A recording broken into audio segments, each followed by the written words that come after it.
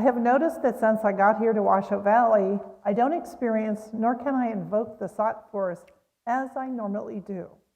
When I am at home, it is most often experienced like a strong force with a burning and fixating quality that comes from above and runs through my body down to my first chakra. When I am here, there is instead a sense of a soft holding presence, which does not bring with it the usual strong felt qualities in my body. I also feel lighter, and as if the boundaries of my body towards the outside are not as clear as usual. Thank you for bringing clarity regarding this with love and gratitude. Well, it doesn't sound so bad either way. So it's not coming out of, it's probably really coming out of curiosity. How is it that this way? Well, part of it is, first, the fact that you can, on your own, experience the Sat force. That's clear evidence that you opened yourself to the Sat force and it's available to you. But what happens when we come into a physical community where there are all kinds of other people around you day in and day out, and you join with other people physically, you start, most developed spiritual beings have an open aura. And so they start picking up the environmental energies.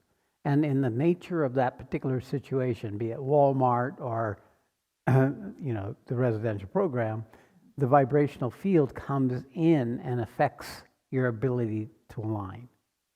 Part of it is because human egos are very oriented to everything outside. You're kind of, not only as a human being where you're alert to what's around you, perhaps, not always, with your hearing and seeing and sensing of other people and movements and so on and so forth. But when your psychic being is developed, it has a alertness that's picking up all around it. Even though maybe consciously you're not paying attention to it at that moment, it comes in and influences you in terms of your ability to be intact. That means to be in your own space, right? We talk about space in GTP3 and GTP2, is that your own territory of your body and the space is yours to claim, as a matter of fact, necessary to claim in order to traverse the journey. You've got enough baggage yourself. You don't need the baggage of other people around you. So you pull in your energies and you organize yourself within that central core of your own truth. That is the individual part of you, the core self, the central self, which chooses to collaborate with the Supreme coming in, with the Divine coming in.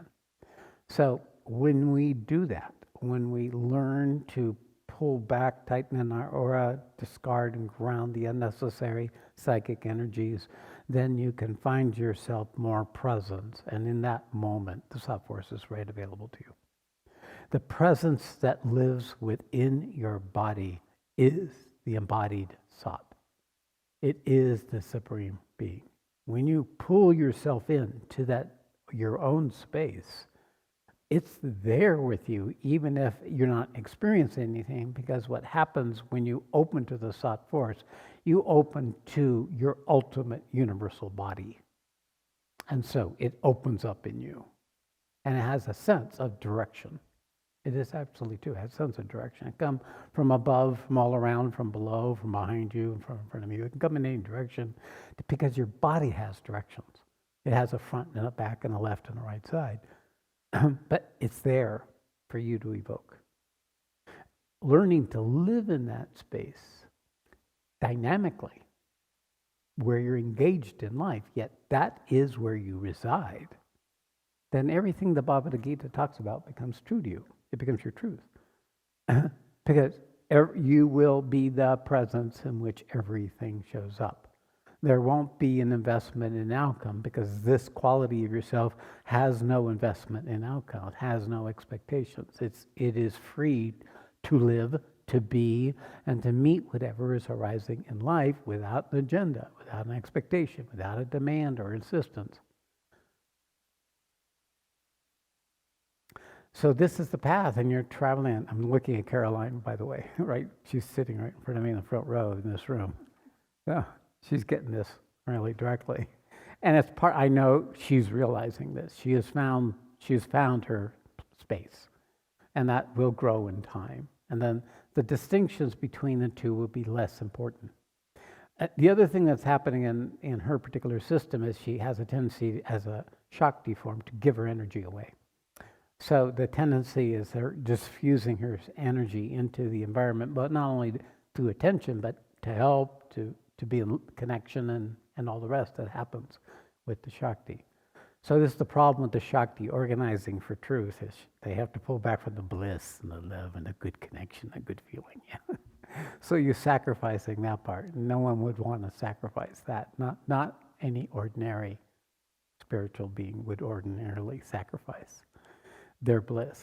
But that is what coming to truth asks of us at some point in the journey. But don't worry, you'll have all the juice and Shakti you want when that time comes. You won't have to sacrifice. Matter of fact, you should wallow in it for as long as it comes, for as long as you can, until you're completely saturated. And then you'll find the capacity to go beyond the bliss. Till then, this is specific for a few people who already are saturated in the Shakti.